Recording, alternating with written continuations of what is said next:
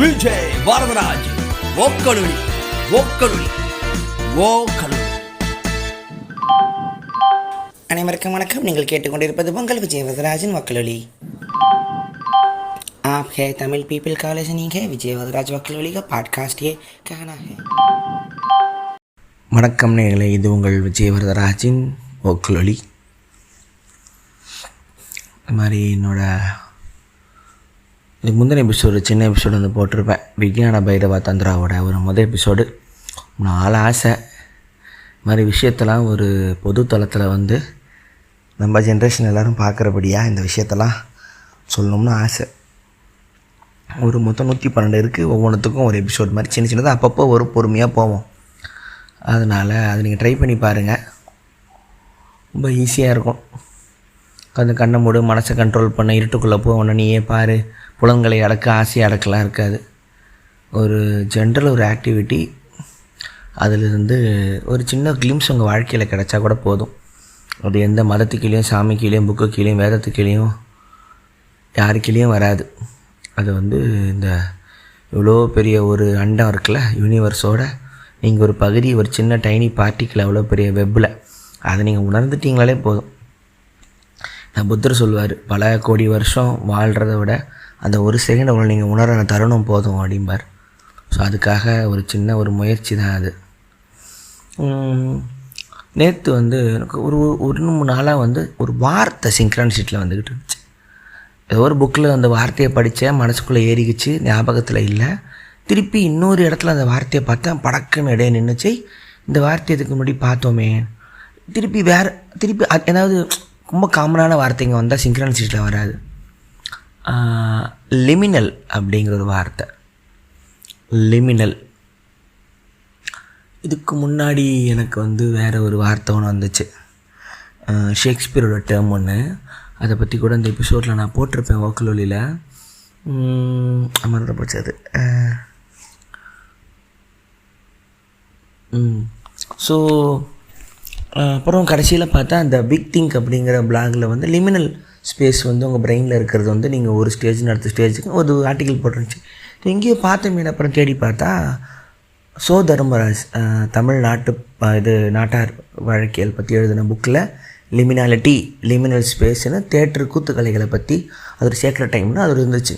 நம்ம வார்த்தை வரும்போது அதோட அர்த்தம் நான் தேட ஆரம்பிப்பேன், என்னதுன்னு சொல்லிட்டு. ஸோ லிமினல்னால் தலைகீழ் அப்படின்னு அர்த்தம் வருது. ஒரு விஷயத்தை அப்படியே இந்த புரட்டி போடுறது. இந்த ரிச்சுவலில் அந்த காலத்தில் ரிச்சுவல் பண்ணுவாங்க கிராமத்தில், ட்ரைபல்ஸ்லாம் பண்ணும்போது ஒரு 3 விதமான ஸ்டேஜஸ் இருக்கும். இனிஷியேஷன், லிமினல், அதுக்கப்புறம் ரெசல்யூஷன் சொல்லிட்டு. சினிமா கதையும் அந்த மாதிரி எழுத ஒரு விஷயம் ஆரம்பிக்கும், தலைகீழாக அந்த விஷயம் அப்படியே இந்த புரட்டி போடும், அப்புறம் அதுக்கான செலிப்ரேஷன் இருக்கும். அதை வந்து லிமினல் அப்படிம்பாங்க. இது என்ன மாதிரி எடுத்துக்கலான்னா, தர்மராஜ் சொல்கிறாரு, திருவிழா, ஒரு கோயில் திருவிழா அப்படி இருக்குன்னா ஸ்டார்டிங் அரேஞ்ச்மெண்ட் வந்து அந்த ஒரு ஸ்டார்டிங் எப்படி இருக்குன்னா, எல்லோரும் வருவாங்க. அதாவது திருவிழா ஆரம்பிக்க போதுன்னு ஒரு வீட்டில் அலங்காரம், வாழை மரம் கட்டுறது, ஊருக்கெல்லாம் சொல்லி விடுறது, ஒரு ஸ்டார்டிங் அரேஞ்ச்மெண்ட்ஸ் இருக்கும். பார்த்துக்கோ, இது வந்து திருவிழா ஆரம்பிக்க போதுங்கிற ஒரு இது. அடுத்த ஸ்டேஜ் வந்து லிமினல், தலைகீழ். என்ன ஆகுன்னா, இது வரைக்கும் இல்லாத மாதிரி இந்த ஊர் முறை இருக்கும். நான்வெஜ் சாப்பிட மாட்டாங்க, தண்ணி அடிக்க மாட்டாங்க, டைமுக்கு வீட்டுக்கு வந்துடுவாங்க, எல்லோரும் சாமி ப்ராப்பராக கும்பிடுவாங்க, நைட்டு முடிச்சிருப்பாங்க, பாட்டு பாடுவாங்க, பாட்டு ஓடும்னு அந்த ஒரு கொஞ்ச நாளைக்கு மட்டும் அந்த ஊர் தலைகீழாக இருக்கும். ஸோ அடுத்து வந்து செலிப்ரேஷன் என்ன ஆகும்னா, இந்த தலைகீழாக மாற திருப்பி பேக் டு ஃபார்மு. எல்லா விரதத்தையும் பிரேக் பண்ணுவாங்க, தண்ணி அடிப்பாங்க, நான்வெஜ் சாப்பிடுவாங்க, செலிப்ரேட் பண்ணுவாங்க, திருப்பி ஊர் பேக் டு ஃபார்ம். ஸோ ஒரு 3 ஸ்டேஜில் ஒரு ஊரோட அந்த ஹைரார்கி ஸ்ட்ரக்சரு, அந்த ஒரு ஆர்க்கே தலைகீழாக போட்டு ஒரு செலிப்ரேஷன், திருப்பி பேக் டு ஃபார்ம். ஒரு சேக்ரெட் டைமை வந்து ஒரு நார்மல் வேர்ல்டுலேருந்து ஒரு இடத்துக்கு மேட்ரிக்ஸ்க்கு போயிட்டு வர மாதிரி. இது லிமினல்னு படித்தேன். லிமினாலிட்டி அப்படிங்கிறது இப்போ சொல்கிறாங்க. அந்த அர்த்தம் வந்து என்ன வருதுன்னா, நம்ம ஒரு தெளிவில் இருப்போம், திடீர்னு நமக்குள்ள ஒரு மாற்றம் நிகழும், அந்த மாற்றமாக ஆயிடுவோம். ஆனால் இப்போ இருக்கிறதுக்கும் அதுவும் ஆகிறதுக்கும் நடுவில் ஒரு கேப் இருக்கும், இந்த குழப்ப நிலை அப்படிம்பாங்க. அதையும் லிமினாலிட்டியில் சொல்கிறாங்க. லிமினல் ஸ்பேஸ், லிமினல் டைம், எல்லா மனுஷனுக்கும் அந்த மாதிரி டைம் ஒன்று வரும் வாழ்க்கையில். ஒரு தெளிவுலேருந்து இன்னொரு தெளிவுக்கு போகிறதுக்கு நடுவில் இடைப்பட்ட கேப். அதை பற்றி இந்த எபிசோடில் வந்து அப்படியே கொஞ்சம் நேரம் பேசலாம். இன்னொன்று, இப்போ லிமினல் ஸ்பேஸ்னு ஒன்று இருக்குது. இந்த லிமினல் ஸ்பேஸ் என்னென்னா, அந்த இடத்துல நமக்கான ஒரு ஓனிங் இருக்காது. நம்ம கிளம்புற இடமும் சேர்கிற இடமும் அது கிடையாது. அதுக்கு இடைப்பட்ட இடம் வந்து அந்த ஒரு ஜேர்னியை கனெக்ட் பண்ணுற ஒரு பிரிட்ஜு வந்து லிமினல் ஸ்பேஸ். அந்த இடம் யாருக்கும் சொந்தம் இல்லை, ஆனால் எல்லாருமே அங்கே இருப்போம். அந்த இடத்த பார்த்தா ஒரு விதமாக சின்ன பயமும் வரும் அப்படின்றாங்க. எடுத்துக்காட்டு வந்து ஒரு பஸ் ஸ்டாண்டு, ஒரு ஏர்போர்ட்டு, ஒரு ரயில்வே பிரிட்ஜு, ஒரு அபார்டன்டு மெட்ரோ ஸ்டேஷனு, ஒரு காலி பஸ் ஸ்டாப்பு, ஒரு பைபாஸ் ரோடு நைட்டு, இது எல்லாமே லிமினல் ஸ்பேஸ். இது நீங்கள் எதாவது நீங்கள் சொந்தம் கொண்டாட முடியுமா? நீங்கள் அதை அப்படியே கிராஸ் பண்ணுவீங்க, அவ்வளோதான். You just cross.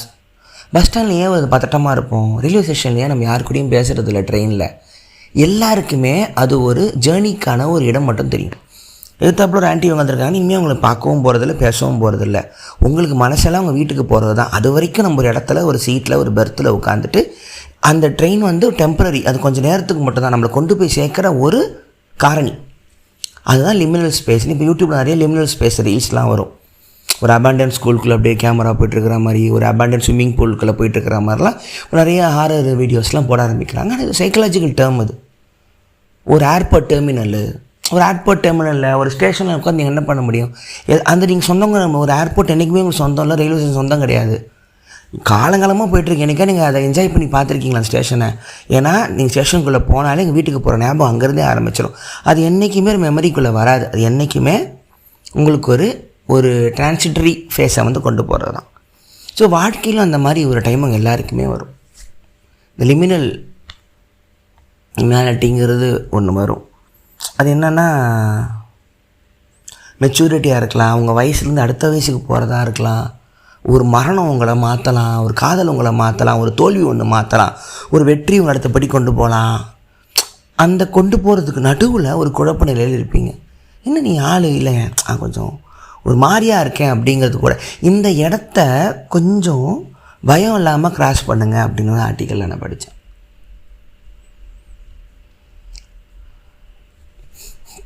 நம்ம யாருன்னு தெரியலை அப்படிங்கிற ஒரு நிலைவணி வருது. நம்ம யாருன்னு தெரியலை அப்படிங்கிற இது வந்து எல்லாத்துக்கும் வந்துடாது. வரவும் ஆசைப்பட மாட்டாங்க.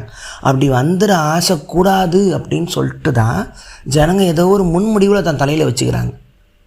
நான் வந்து இந்துத்துவா ஃபாலோ பண்ணுறேன், நான் வந்து ஒரு கிறிஸ்டியனு, நான் வந்து ஒரு ஜாதி வரியை, நான் ஒரு ஜாதி மறுப்பாளன், எனக்கு பெரியார் பிடிக்கணும், ஒரு அம்பேத்கர் ரைட்டு, இந்த மாதிரி நம்ம இதான் ஒரு மார்க்சியவாதி, நான் ஒரு ஆணாதிக்கவாதி, இது மாதிரி அவங்களுக்கு ஒரு கருத்து ஒன்று வச்சுக்கிட்டு அது ஈஸி.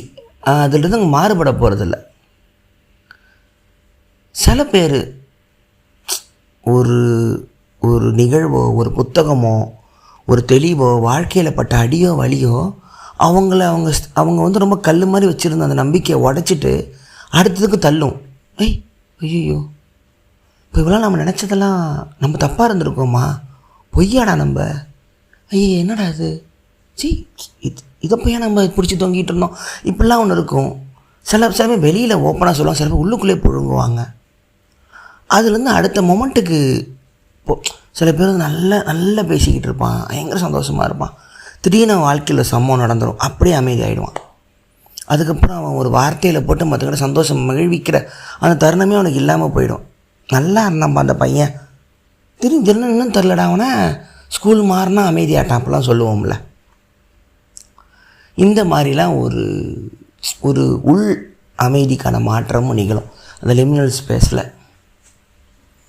எனக்கு நிறைய அந்த மாதிரி ஆச்சு. எனக்கு இந்த முதல் படத்தோட அந்த இதில் ஒரு விஷயம் வந்துச்சு. முதல் முறை வந்து அதுவும் நடந்துச்சு. அப்புறம் கோவிடில் ஒரு முக்கியமான மரணம் ஒன்று சந்தித்தேன் வாழ்க்கையில். முறை நெருங்கினவரோட, எனக்கு எல்லாமா இருந்தவரோட, அது வந்து எனக்கு முதல் முறை ஒரு பெரிய ஷாக்கு. இது நமக்கும் நடக்குமா, நம்ம வீட்டிலேருந்து வருமா, நம்மளும் இதை பார்ப்போமா, அந்த மொமெண்ட் வரைக்கும் ஞாபகம் இருக்குது எனக்கு. எந்த இடத்துல பெட்டில் அப்படியே உதறி உக்காந்து என் கண்ணு கலங்குச்சுங்கிற மொமெண்ட் எனக்கு ஞாபகம் இருக்குது. அந்த ஃபேஸ் வந்து எனக்கு ரொம்ப புதுசாக இருந்துச்சு. என்னது இது அப்படிங்கிற விஷயம் ஒன்று வரும்.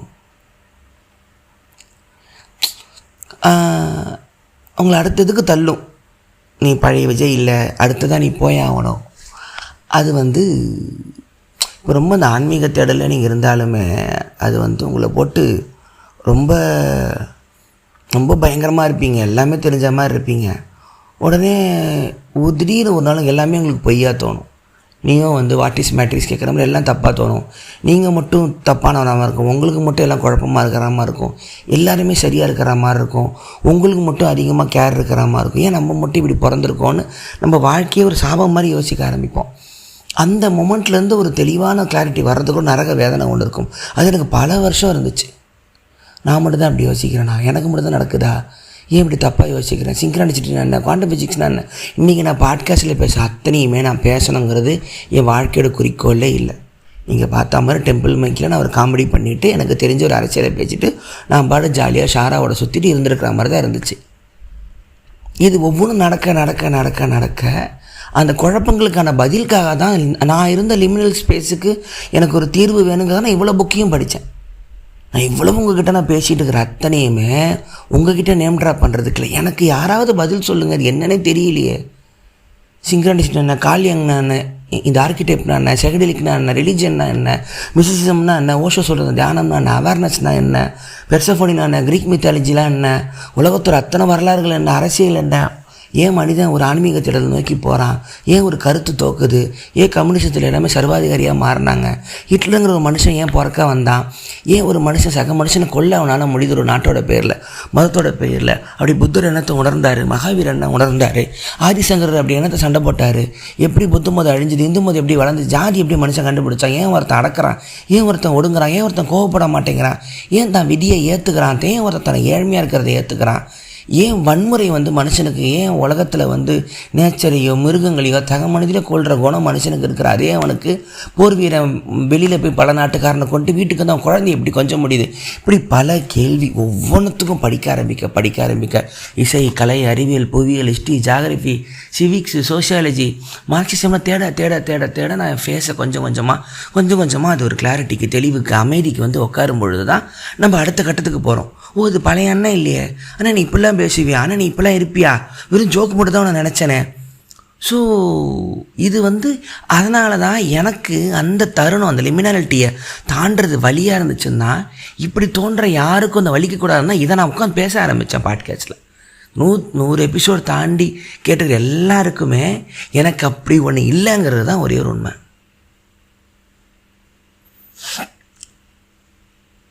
நம்மளோட சானிட்டியை கேள்வி கேட்குற மாதிரி ஒரு குழப்பம். ரீசெண்டாக என்னோடய ஃப்ரெண்டு ஒருத்தரை பார்த்தேன்.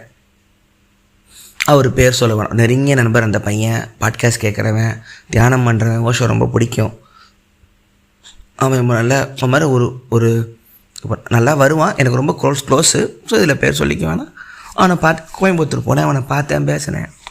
அப்போது சொன்னேன், நான் டெய்லி தியானம் பண்ணுறேன், ரொம்ப நேரம் பண்ணுறேனே, வீட்டில் எனக்கு கொஞ்சம் ரொம்ப ஒரு மாதிரி டல்லாக பார்க்குறாங்க, அமைதியாக உட்காந்துருக்கேன், ஒரு மாதிரி அமைதியாகவே இருக்கேனே, ஏன்னா நான் சொல்கிறது அந்த உலகம் புரிஞ்சிக்க மாட்டேங்குது, அவங்களுக்கு ஏன்னா நான் சொல்கிறது புரிய மாட்டேங்குது, வருத்தமாக இருக்கேன்னு சொல்லி ஃபீல் பண்ணான். எங்கே நான் வேலைக்கு போகும்போது இந்த தியானத்தில் ரொம்ப இருந்து கொஞ்சம் நான் கவனம் இழந்துட்டா கை காலை வெட்டி போடுற மாதிரி ஒரு இது, அந்த வேலை செய்கிற அந்த டிபார்ட்மெண்ட்டு பயமாக இருக்கனே. நான் வீட்டில் யாருமே என்ன புரிஞ்சிக்கலன்னு சொல்லும் பொழுது நான் சொன்னேன், இல்லைடா அவனை இந்த தேடலை உனக்குள்ளே வச்சுக்கோ, இது மற்றவங்களுக்கு புரிய வைக்கிறது நீ ட்ரை பண்ணாதரான்னு. நான் அதை பண்ணி நான் தோற்று போனேன். ரொம்ப க்ளோஸ் ஃப்ரெண்ட்ஸ்கிட்டையோ தெரிஞ்சவங்ககிட்டயோ ஆஃபீஸ்லேயோ நீங்கள் ஓஷோ பாருங்கள், தியானம் கற்றுக்கன்னு சொல்லும்போது அது ஒரு ஒரு ஒரு கேலி, கிண்டல், செல்ல, கோவம், சும்மா இருங்க அது மாதிரி இருக்கும். எனக்கு ரொம்ப வருத்தமாக இருக்கும். ஆனால் பாட்காஸ்ட்டில் பேசும்போது ஏதோ ஒரு நாட்டில் இருக்கிற ஒருத்தன் நான் நீங்கள் தியானம் பண்ணி பார்த்தேனே, இது எவ்வளோ நேரம் பண்ணணும்னே, ஓஷோ புக் வாங்கினேன்னு சொல்லும் பொழுது எது யாருக்கு எங்கே போகணுமோ அது அவங்களுக்கு போயிடும்.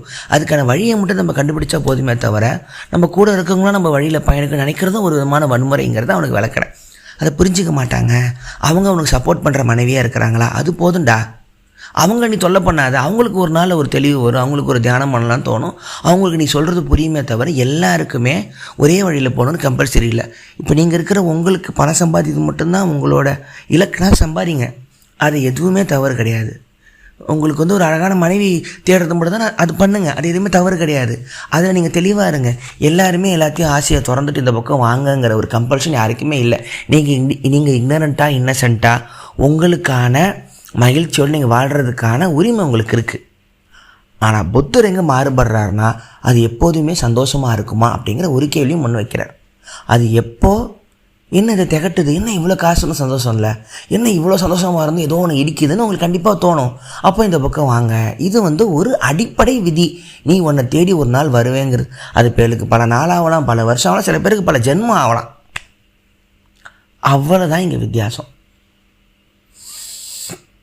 ஸோ இந்த ஒரு லிமினாலிட்டி வந்து நம்ம எல்லாருக்குமே வரணும். நம்ம இருக்கிற எல்லாருக்குமே இப்போ நீங்கள்னு நினச்சிட்டு இருக்கிற அத்தனையுமே உங்கள் சமுதாயம், அம்மா அப்பா, உங்கள் மதம், ஜாதி, கவர்மெண்ட்டு, உங்கள் நாடு, இந்த எல்லாம் கொடுத்த ஒரு ஐடென்டிட்டி. அதை சில பேருக்கு பிரேக் பண்ண பிடிக்கலாம், வேணாங்களாம். சில பேருக்கு ஏதோ தப்பாக இருக்கே அப்படின்னு நினைக்கிற முதல் தருணமே அது பிரேக் ஆக ஆரம்பிச்சிருது. அதில் நீங்கள் அடுத்த ஸ்டேஜுக்கு நீங்கள் போகும்பொழுது குழப்பமாக இருக்கீங்களா, சுகமாக இருக்கீங்களா, டல்லாக இருக்கீங்களா, கடுப்பாக இருக்கீங்களா, எரிச்சலாக இருக்கீங்களா, கவலைப்படாதீங்க. It's a part of life. Liminality. நீங்கள் இன்னொரு இதுக்கு தயாராகிறதுக்கு முன்னாடி நடக்கிற ஒரு குழப்பங்கள். இந்த குளத்தை கலக்கினா தான் மீன் வெளியே வரும், கலைச்சி போட்டால் தான் திருப்பி செய்ய முடியுமாங்களே, அந்த கலைக்கிற ஒரு இது. ஓஷோ அழகாக சொல்லியிருந்தார். நீங்கள் எந்த கீரில் போனாலும் ஒரு நியூட்ரல் கீருக்கு வந்து தான் திருப்பி அடுத்த கீருக்கு ஒவ்வொரு முறையும் போகணும். அந்த நியூட்ரல் தான் நீங்கள். அதில் அது ஒரு கான்ஷியஸ், ஒரு வாய்டு. அது எல்லாமும் இருக்கின்ற எதுவும் இல்லாத ஒன்றுங்க பார். இது நீங்கள் டார்க் நைட் ஆஃப் த சோலுங்கிறது ஒரு கடைசி கட்ட வழி. இது அது கூட இல்லை. இது வந்து ஸோ அந்த லிமினாலிட்டி வந்து இந்த டைமில் வந்து என்ன மாதிரி கிராஸ் பண்ண சொல்கிறாங்கன்னா, ஒரு புது ஹேபிட் வச்சுக்கோங்க. அந்த டைமில் நீங்கள் புது மனிதனாக மாறுறதுக்கான குழப்பம் இருக்கீங்க தெரிஞ்சதுன்னா டக்குன்னு ஹேபிட் மாற்றிக்கிங்க. திடீர்னு எக்ஸ்பெரிமெண்ட் பண்ணி பாருங்கள். நைட்டெல்லாம் லேட்டாக தூங்குறது, திடீர்னு ஒரு நாள் காலை சீக்கிரம் எழுந்துச்சு பாருங்கள், ஒரு நாள் வேகமாக ஓடி பாருங்கள், எக்ஸசைஸ் பண்ணி பாருங்கள், கவிதை எழுதி பாருங்கன்னு உங்களை நீங்கள் மாற்றிக்க ட்ரை பண்ணும்போது அந்த எனர்ஜி உங்களுக்கு பிக்கப் ஆகிக்கும். இது நல்லா இருக்கே. ஸோ இது பார்த்துக்கிட்டு இருந்தேன். ஸோ அதுதான் எனக்கு இதை வந்து சரி சொல்லலாம், ஒரு வார்த்தை என்னை அப்படி தேட வச்சுது. அந்த வார்த்தை வந்து என்னை அப்படி கொண்டு போச்சு. என்னது அடிக்கடி வந்துக்கிட்டே இருக்கேன் அப்படின்னு சொல்லிட்டு நான் இந்த கந்தாரா நாட்டார் தெய்வங்கள் பார்த்து நம்பூர் நாட்டார் தெய்வ புக்கெல்லாம் படிச்சுக்கிட்டு இருக்கேன். ஜெயமோகனோட அசுரர்கள், பேய்கள், தெய்வங்கள், அப்புறம் தர்மராஜோட தமிழக நாட்டுப்புறவியல், நாட்டார் அழகியல், அப்புறம் இது சுமேதாங்கி கற்கள், ஏகப்பட்ட புக்கு அமேசான் கிண்டல் அன்லிமிட்டடில் சப்ஸ்கிரைபை போட்டு எல்லா தமிழ் புக்கையும் எடுத்து போட்டு படிச்சுக்கிட்டு இருக்கேன். இப்போ தான் படிக்கிறேன். கருப்பணசாமி, மாடசாமி, சுடலாம் மாட, இவங்களாம் எங்கேருந்து வந்தாங்க, எப்படி பிராமணம் வைக்கப்படப்பட்டாங்க, எப்படி இது பண்ணப்படுறாங்க, அசைவமும் சாப்பிட்டுக்கிட்டு இருந்த சாமி எப்படி சக்கரை பொங்கலுக்கு சைவத்துக்கு மாறுது, எல்லாம் படிச்சுக்கிட்டு இருந்தேன். அதில் ஜெயமோகனோட ஒரு கதையும் ஒன்று இருந்துச்சு, பேர் மறந்துருச்சு. கருப்பணசாமி வந்து பசிக்குதுன்னு சொல்லி சாப்பாடு கேட்க பூசாரியை கூப்பிடுவார். அவர் பிராமணர் இல்லை, கூப்பிடுவார். அவர் எங்கே, எனக்கே வழி இல்லை சாப்பாடுக்கு, நீ எங்கே கேட்குற, 2 பேர் சண்டை போட்டு ஜோக்கர் சண்டை போட்டு திட்டிப்பாங்க. அப்புறம் சரி உனக்கு வந்து நார்மல் கோயிலாக மாற்றினா உனக்கு வரும்னு சொல்லி நார்மல் கோயிலாக மாற்றுவாங்க. மாற்றினா இந்த பூசாரி அமிச்சிட்டு நார்மலை இருந்து உட்காந்துப்பார். இது வந்து சரி பரவாயில்ல, அவங்க கிடக்கிறாங்க, நமக்கு சாப்பாடும் சாராயமும் வரும், கறியும் வரும்னு நினச்சி பார்த்தா சக்கரை பொங்கல் போடுவாங்க. எந்திரிக்க பார்ப்பார். ஆகம விதிப்படி இந்த தட்டெல்லாம் வச்சு பண்ணால் அவரை எந்திரிக்க முடியாதுன்னு சொல்லி சாமி புலம்போம். ஐயோ நான் மாட்டி விட்டு போயிட்டீங்களாடான் மாதிரி இருந்துச்சு. நல்ல கதை அது ஜெயமோகன். அதெல்லாம் உட்காந்து படிச்சுக்கிட்டு அது இருந்தால் அவரோட புக்கெல்லாம் படிச்சுட்டு இருக்கும்போது ஒரு ட்ராவல், ஒரு பயணம் ஒன்று போயிட்டுருக்கேன். நம்ம தெய்வங்கள்லாம் என்ன ஆச்சு அப்படின்னு சொல்லிட்டு. ஸோ தெய்வங்களும் ஒரு குழப்ப நிலையில் இருந்திருக்கும். நம்ம என்ன, நம்மளை வந்து ட்ரெஸ்ஸு மாற்றி விட்றாங்க, புனல் மாட்டி விட்றாங்க, இடம் மாறுது, சக்கரை தட்டு வைக்கிறாங்க, தீபாரதனை காட்டுறாங்க, எங்கே எனக்கு பலி கொடுக்க வேண்டிய ஆட்டுக்குட்டி எங்கே, என்னோட சுருட்டு எங்கே என் பூசாரின்னு அதுவும் தேடிக்கிட்டு இருந்திருக்கோம். நம்மளை சுற்றி ஆம்பியன்ஸ் சரௌண்டிங்ஸ்லாம் மாறுதேன்னு அது மாறி இருந்துச்சு. ஸோ அதான் இன்றைக்கி எபிசோடு வந்து ஒரு சின்ன எபிசோடு தான். பட் நீங்களும் போய் பாருங்கள். லிமினாலிட்டி, இன்னொன்று லிமினல் பீயிங்ஸ். இந்த லிமினல் பீயிங்ஸ் அப்படிங்கிறது ஒரு நல்ல ஒரு விஷயம். இந்த லிமினல் பீயிங்ஸ் அப்படிங்கிறது 2 உலகத்துக்கும் நடுவே பயணிப்பவன் அப்படிங்கிற வார்த்தை ஒன்று இருக்குது. இது வந்து நம்மளோட ஷாமனிசமில் வர ஷாமன்களுக்கு இது பொருந்தும். ஒரு ஊரில் ஒரு காட்டில் ஒரு ட்ரைபில் இருக்கிற ஒரு ஷாமன் வந்து ஒருத்தனை சூஸ் பண்ணி அவன் ஐகோசாவோ செக்ரட்டரிஸ்க்கோ அவன் எடுத்து அவன் ஸ்பிரிட் வேர்ல்டுக்குள்ளே ட்ராவல் பண்ணி அவன் கண்ட செய்திகளை ப்ராஃபஸியை திருப்பி வந்து இந்த நிகழ்வு உலகத்துக்கு வந்து அந்த கிராமத்துக்கு சொல்கிறான். அவன் 2 வேர்ல்டுக்கு நடுவில் ஒரு பிரிட்ஜாக இருக்கான். ஸோ பாருங்கள், அவன் ஒரு பாலமாக அமைகிறான், லிமினல் பீயிங் அப்படின்றாங்க. இது ஒரு மென்டரோ ஒரு மாஸ்டரோ ஒரு உண்மை அறிந்த ஒருத்தனோ ஒரு விஷயத்தை உணர்ந்தது மக்கள்கிட்ட சொல்கிற எல்லாருமே வந்து லிமினல் பீயிங்கில் வருவாங்க. They travel between the both worlds. They travel between sacred and the profane. சேக்ரெட்னா புனிதமானது, ப்ரொஃபேனா சராசரி உலகம். இந்த sacred and the profane Mircea எலியோட புக்கு நான் படிச்சுட்டு இருக்கேன். அருமையாக ரொம்ப பிடிச்ச புக்கு. இப்போ தான் அந்த புக்கு எனக்கு புரியுது. அது வந்து லேட்டராக அந்த புக்கை பற்றி பேசுவோம். ஸோ 2 உலகத்துக்கும் நடுவே இது வந்து ஆர்டிஸ்ட்டையும் எடுத்துக்கலாம். இப்போ என்ன எடுத்துக்கலாம், நான் ஒரு லிமினல் பீயிங்காக எடுத்துக்கலாம். இப்போ நான் வேறு இப்போ எனக்கு உள்ள நேர்ந்த அனுபவங்களை என்னால் இந்த ஒரு ஒளியில் மூலமாக உங்களுக்கு நான் சொல்லும் பொழுது உங்களுக்கு அந்த அனுபவம் என்னால் கொண்டு வர முடியுதுன்னா, நான் 2 உலகத்துக்கு நடுவில் ட்ராவல் பண்ணிகிட்ருக்கேன். இன்னொரு உலகத்தில் ட்ராவல் பண்ணி கண்டதை உங்களுக்கு இந்த உலகத்தில் சொல்கிறேன். இவ்வளவு தான். ஸோ ஒரு ஆர்டிஸ்ட்டோ ஒரு யூடியூபரோ ஒரு ஃபிலிம் மேக்கரோ ஒரு ஆக்டர் என்ன செய்கிறான், ஷூட்டிங் ஸ்பாட்டுக்கோ தேட்டருக்கோ அரங்கத்துக்கு கூத்துக்கோ மேலே ஏறதுக்கு முன்னாடி ஒரு சராசரி மனுஷன் அந்த அரிதாரம் பூசி மேக்கப் போடும்போது அந்த ஒப்பனை போடும்போது வேறு ஒருத்தனாக மாறுறான். அந்த ஒரு கொஞ்சம் நேரத்துக்கு வேறு ஒருத்தராக மாறி திருப்பி அந்த அலங்காரத்தை கழித்து பழைய மனுஷனாக மாறுறான். அவன் ஒரு 2 உலகத்துக்கு போயிட்டு வரான். ஸோ லிமினல் பீயிங்ஸ் வந்து காலங்காலமாக ஷாமன்கள்லேருந்து ஆர்டிஸ்ட்டாக உருவெடுத்து இன்றைக்கி வந்து ஒரு மக்களை ஒன்று சேர்க்குற ஒரு போராளியாகவோ இல்லை ஒரு விஷயத்தை சொல்கிற உண்மையை சொல்கிற ஒரு ஜேர்னலிஸ்டாகவோ இல்லை ஒரு பாட்காஸ்ட் பேசுகிறவனோ யூடியூப் பண்ணுறவனோ, அதாவது நான் ஒன்று கண்டிருக்கேன், எனக்கு ஒன்று தெரியுது, இதுக்கான சொல்யூஷன் என்கிட்ட இருக்குன்னு ஒரு விஷயத்தை கண்டடைஞ்சது எல்லாருக்கும் பல ஆயிரம் பேருக்கு அது கொண்டு போய் சேர்க்குற இடத்துல இருக்கும்போது அவன் 2 உலகத்துக்குமான ஜேர்னி தான் பண்ணுறான். ஸோ அது எனக்கு படிக்க நல்லா இருந்துச்சு. Liminal beings. இதில் ட்ரிக்ஸ்டருங்கிற வார்த்தையும் வருது. மித்தாலஜியில் ட்ரிக்ஸ்டர் அப்படிங்கிற லிமினல் பீயிங். ட்ரிக்ஸ்டர் வந்து என்ன, இந்த லோக்கி இருக்குல்ல நாஸ் மித்தாலஜியில், அது நம்ம ஊரில் நாரதர் இருக்கார். அப்புறம் கொயோட்டின்னு சொல்லிட்டு அந்த அமெரிக்கன் இண்டியன் மித்தாலஜியில் வரும். இதெல்லாம் வால் பண்ணுற ஒரு விஷயம். நாரதர் வந்து கலகம் பண்ணுறதுக்கு வருவார். நாரதர் சொர்க்கத்திலிருந்து விஷ்ணுவோ பிரம்மனோ இறங்கி வர மாட்டார். நாரதர் அனுப்புவாங்க. நாரதா போய் பண்ணு நாராயணன்னு சொல்லிட்டு இறங்கி வந்து கலவரம் பண்ணி ஸோ நாரதர் வந்து லிமினல். அவர் வந்து ஒரு தலைகீழ் பண்ணுவார். ஒழுங்காக பெற்ற விஷயத்துக்கு நாரதர் ஒரு குழப்பத்தை உண்டு பண்ணுவார். திருப்பி செலிப்ரேஷன் டு விஷ்ணு பிரம்மான்னு போயிடும். ஸோ இவர் ஹெர்மஸ் அப்படி தான் கிரீக் மித்தாலஜியில். லோக்கி அப்படி தான் ஒழுங்காக போயிட்டுருக்கோம். திடீர்னு லோக்கி வருவார், கலவரம் பண்ணுவான், திருப்பி ஆன்சர் எல்லாம் திருப்பி பழைய நிலைமைக்கு வருவாங்க. ஸோ ஒரு ப்ராப்ளம் க்ரியேட்டர். நம்ம குத்துக்கு புத்தர் ரங்கபாஷ்யம் அதுதான். எனக்கு தெரியாமல் நான் ஒரு ட்ரிக்ஸ்டர் கேரக்டர் எழுதியிருக்கேங்கிறது எனக்கே தெரியாமல் இருந்துச்சு. லூயி ஹைடு அப்படிங்கிறவங்க வந்து இந்த ட்ரிக்ஸ்டர் பற்றி புக் எழுதியிருப்பாங்க. அதுக்கப்புறம் த கிஃப்ட் அப்படின்னு புக் எழுதியிருப்பாங்க. த கிஃப்ட் எக்கானமின்னு சொல்லிட்டு பரிசு பொருட்கள் இந்த இண்டிஜினஸ் சொசைட்டியில் வந்து எவ்வளோ முக்கியமானது. ஏன்னா நீங்கள் ஒரு கிஃப்ட்டு ஒன்று தரீங்கன்னா கிஃப்ட்டு எவ்வளோ முக்கியமானதுன்னா, ஒரு கிஃப்டை நீங்கள் இன்னொருத்தங்களுக்கு தர முடியாது. அது தந்தவருக்கு அவமானம், யார் உங்களுக்கு கொடுத்தாரோ. ஒரு கிஃப்ட்டை நீங்கள் செலவு பண்ண முடியாது. ஒரு கிஃப்டை ஒன்று நீங்கள் யூஸ் பண்ணலாம், உங்களுக்கு மட்டும் வச்சுக்கலாம், அது கை மாற முடியாது. என்னைக்காவது உங்களுக்கு தந்த கிஃப்ட்டை யாருக்காவது கொடுத்துருக்கீங்க, இன்னொருத்தனை கொடுத்துருக்கீங்களா? வராது. ஸோ இப்படி ஒன்று அதை நீங்கள் அனுபவிச்சுக்கணும். ஒரு சாக்லேட் கொடுத்தா நீங்கள் சாப்பிட்டு தான் ஆகணும். இல்லை அது மெமரியாக அது இருக்குமே, அது கிஃப்ட் எக்கானமி. ஸோ இப்படி வந்து உலகம் ஃபுல்லாக சின்ன சின்ன ட்ரைபலுங்க, இந்த மௌரி, நியூசிலாண்டு, அந்த பசிபிக் ஐலாண்டு ட்ரைபல் மக்கள்லாம் இந்த கிஃப்ட் எக்கானமி வச்சு எவ்வளோ பெரிய ஒரு எம்பையர் அவங்களுக்குள்ளே உருவாக்கினாங்க, ஒற்றுமையாக வாழ்ந்தாங்கன்னு புக்கு இருக்குது. முடிஞ்சால் அதை படிங்க. Lewis Hyde, HYDE, the gift. அதுக்கப்புறம் ட்ரிக்ஸ்டர்.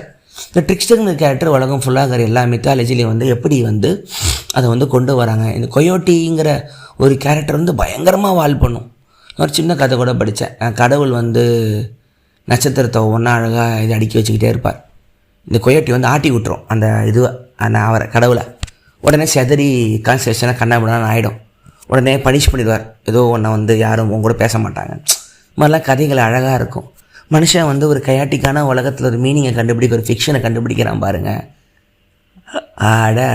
கதைகள் மூலமாக அவன் இங்கே இருக்கிற குழப்பத்துக்கு ஒரு அர்த்தத்தை கண்டுபிடிக்கிறான். அந்த ஒரு அழகியல் கலை உணர்வு அவனுக்கு இருக்குது. அது பார்க்கும்போது தான் நமக்கு ஆசையாக இருக்கும். இந்த உலகத்தில் இருக்கிற எந்த மிருகத்துக்கோ எந்த ஒரு செடி கொடிக்கோ யாருக்குமே வந்து கதை சொல்கிற ஒரு அழகு இல்லைல்ல. ஸோ நம்மளுமே ஒரு லிமினல் பீயிங் தான். நீங்கள் எல்லாருமே நீச்சே சொல்கிற மாதிரி a man is a bridge between animal and god. கடவுள் பாதி மிருகம் பாதி இல்லை, கடவுளுக்கும் மிருகத்துக்கும் நடுவில் உள்ள பாலம் நாம். நீங்கள் இது எந்த பக்கம் கடக்க போகிறீங்கிற குழப்பத்தை நடுவில் இருக்கீங்க பாருங்கள். நீங்கள் மிருகமும் இல்லை, நீங்கள் கடவுளும் இல்லை, நீங்கள் மனிதன். அவன் நடுவில் இருக்கான், அல்லல் பட்டுக்கிட்டு இருக்கான். அவன் கடவுளாக தான் அடுத்து ஆகணும், மிருகமாக முடியாது. அவனுக்குள்ளே அந்த ஒரு கடவுளுக்கு சென்றடைவதற்கான பாலமும் வழியும் வரைபடமும் அவங்ககிட்ட இருக்குது. ஒரு நாள் கண்டிப்பாக போவான். நன்றி. இது உங்கள் விஜயவர்தராஜன் ஒக்கலொலி. என்னோடய ஜிபே நம்பருக்கு சப்போர்ட் பண்ணுங்கள், எனக்கு மிக்க உதவியாக இருக்கும். நன்றி. விஜய் வரதராஜ் ஒக்கலொலி ஒக்கலொலி ஓக்கலொலி. அனைவருக்கும் வணக்கம். நீங்கள் கேட்டுக்கொண்டிருப்பது உங்கள் விஜய் வரதராஜன் वकलोली. आप है तमिल पीपल का लिसनिंग है विजय वरदराज वकलोली का पॉडकास्ट ये कहना है.